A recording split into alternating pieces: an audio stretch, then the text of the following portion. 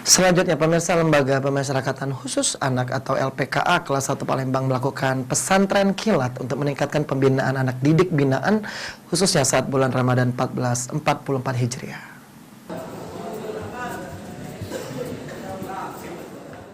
Ramadan 1444 Hijriah, Lembaga Pemasyarakatan Khusus Anak atau LPKA kelas 1 Palembang menggelar pesantren kilat untuk meningkatkan pembinaan terhadap anak didik binaan saat Ramadan.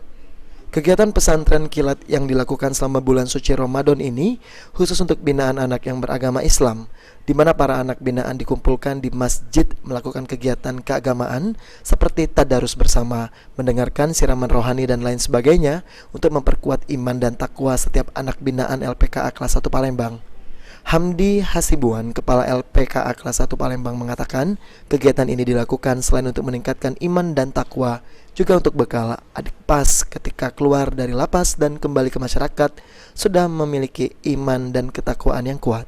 Bahwa untuk di bulan puasa Ramadan ini, kegiatan keagamaan lebih kita tingkatkan daripada hari-hari sebelumnya.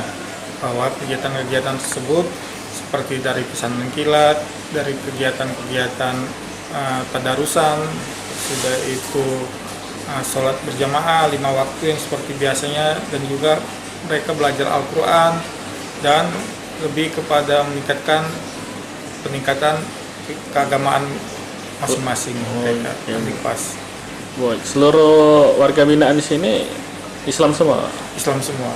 Ada berapa Pak di sini jumlahnya? 284. Kegiatan pesantren kilat itu seperti apa Pak spesifik? Kegiatan pesantren kilat seperti juga belajar, lebih kepada belajar yang lebih intensif, yang mana kegiatan baca Al-Quran, belajar tajwid, belajar agama, yang kita minta dibantu dari para ustadz-ustadz yang membantu kita dari Kemenag, dari pesantren-pesantren yang sudah kerjasama dengan LPKA.